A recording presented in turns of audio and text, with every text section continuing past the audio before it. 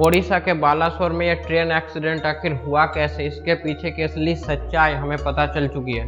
इतने दर्दनाक, इतने भयानक एक्सीडेंट का रूट कॉज ऑलरेडी आइडेंटिफाई हो गया है। क्या ये सिर्फ एक एक्सीडेंट था या फिर इसके पीछे कुछ और ही मामला था? देखिए, रेलवे बोर्ड की जो मेंबर है जया वर्मा, उन्होंने बताया कि यहाँ पर दो मेन लाइंस थी। एक मेन अप लाइन थी जिसमें कोरोमंडल एक्सप्रेस जारी थी, जो कि वेस्ट बंगाल की शालीमार से निकली थी और चेन्नई की तरफ जारी थी, और डाउन लाइन पे जारी थी यशवंतपुर एक्सप्रेस, जो कि बेंगलुरु से आ रही थी। अब अप लाइन पे जो कोरोमंडल एक्सप्रेस की स्पीड लिमिट थी वो थी 130 किलोमीटर पर आवर, जबकि यह ट्रेन उस समय 128 किलोमीटर पर आवर की स्पीड से ही दौड़ रही थी। मतलब यह तो साफ है कि एक्सीडेंट के पीछे ट्रेन की स्पीड का कोई हाथ नहीं था। ट्रेन के जो ड्राइवर थे उन्होंने एक्सीडेंट के तुरंत बाद ही यह बताया कि उनको ग्रीन सिग्नल मिला था।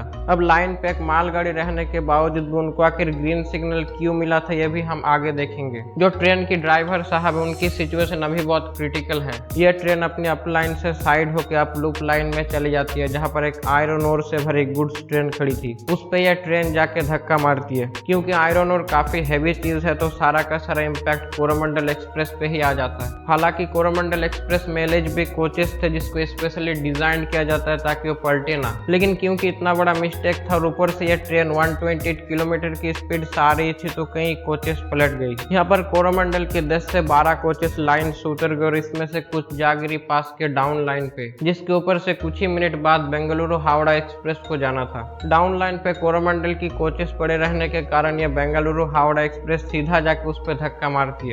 इसमें इसके कई डब्बे कट के अलग हो गए, लेकिन लास्ट के जो 2 डिब्बे थे उन पे मेजर इम्पैक्ट देखने को मिला। तो इस पूरे इंसिडेंट में कोरोमंडल एक्सप्रेस की मालगाड़ी से टकराना ही सबसे बड़ा रीजन बनता है, जिस पर अभी जांच चल रही है। एग्जैक्ट रीजन क्या है यह तो ऑफिशियल सोर्सेज से कंफर्म करने के बाद ही पता चलेगी। यहाँ पर लूप लाइन पे जो गुड्स ट्रेन खड़ी थी उसके गार्ड कोचेस में यह पूरा का पूरा कोरोमंडल एक्सप्रेस जा गिरती है और वो पूरी तरीके से दब जाती है। लेकिन थैंकफुली उस समय जो गार्ड साहब थे वो नीचे उतर के ट्रेन की जांच कर रहे थे, इसीलिए उनकी लाइफ सेफ हो गई। उसकी जो ब्रेक वैन है जिसमें गार्ड चलता है उसको क्रश करके उसके ऊपर से इंजन गया है। अगर वो उसके अंदर होता तो उसके बचने का कोई सवाल नहीं था। जिसकी स्टेटमेंट को बाद में ऑफिशियल सोर्सेस ने रिकॉर्ड किया। अब यहाँ पर एक बड़ा सवाल यह है कि लूप लाइन पे एक मालगाड़ी रहने के बावजूद भी आखिर क्यों कोरोमंडल एक्सप्रेस के ड्राइवर को ग्रीन सिग्नल मिला था। जो ड्राइवर था कोरोमंडल का, उससे बात की, उससे पर्सनली बात की।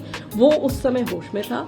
उसने बताया कि उसको सिग्नल ग्रीन मिला है। अभी तक हमें यह पता चला है कि इलेक्ट्रॉनिक इंटरलॉकिंग सिस्टम की गड़बड़ी की वजह से ही यह एक्सीडेंट हो सकता है। इलेक्ट्रॉनिक इंटरलॉकिंग में जो चेंज किया जिसके कारण ये दुर्घटना हुई। अब यह इलेक्ट्रॉनिक इंटरलॉकिंग सिस्टम आखिर है क्या? तो इसका आंसर है कि मान लो कोई ट्रेन एक ट्रैक पे चल रही है तो दूसरे बगल वाले ट्रैक में तभी ना जाएगी जब वो ट्रैक खाली होगा। मान लो कि साइड वाला ट्रैक खाली नहीं है, लेकिन रेलवे की कंप्यूटर्स में यह दिखाया जा रहा है कि वो ट्रैक खाली है, तो चलती हुई ट्रेन उस ट्रैक पे चली जाएगी और टक्कर हो जाएगी। मतलब एक्चुअल में वो खाली नहीं है, लेकिन कंप्यूटर में यह खाली दिखती है कुछ टेक्निकल एरर्स के चलते। इसको ही कहते हैं इलेक्ट्रॉनिक इंटरलॉकिंग सिस्टम की गड़बड़ी। इलेक्ट्रॉनिक इंटरलॉकिंग का मतलब होता है रेलवे की वो सिस्टम जो कि एक ट्रेन को अपने ट्रैक पे लॉक रखता है। कौन सी ट्रेन कब किस ट्रैक पे चलेगी, कब उसका ट्रैक चेंज होगा, इसको ही इलेक्ट्रॉनिक इंटरलॉकिंग सिस्टम के द्वारा किया जाता है। लेकिन यह भी एक कंप्यूटर ही है जिसमें ग्लिचेस और एरर्स आना आम बात है। तो कोरोमंडल एक्सप्रेस के केस में यह हो सकता है कि लूप लाइन में मालगाड़ी रहने के बावजूद भी इस इलेक्ट्रॉनिक इंटरलॉकिंग सिस्टम की एरर्स के चलते वो रेलवे के कंप्यूटर में खाली दिखती है, और उसी डायरेक्शन को फॉलो करके जब कोरोमंडल एक्सप्रेस आगे बढ़ी तब उसे ग्रीन सिग्नल दिखा, जबकि एक्चुअल में से होना चाहिए था रेड।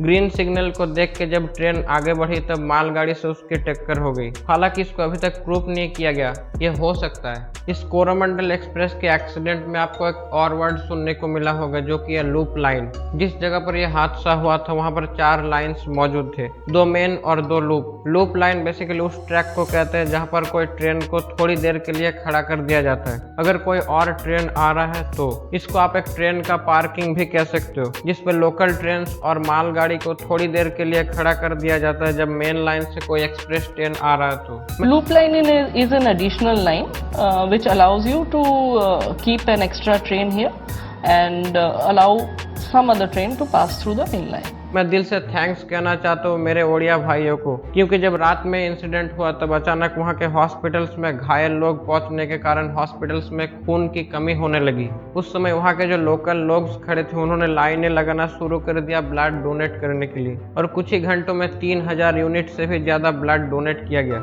यह चीज हमें दिखाती है कि भारतवासियों के दिल कितना बड़ा है। हमारे ऊपर जो भी संकट आए अगर हम उसका मिल के सामना करें तो जीत हमारी होगी। इस वीडियो को जितना हो सके शेयर कीजिए ताकि दूसरे लोग भी इसे जान पाए। चैनल को सब्सक्राइब कीजिए ऐसे ही इंटरेस्टिंग वीडियोस देखने के लिए।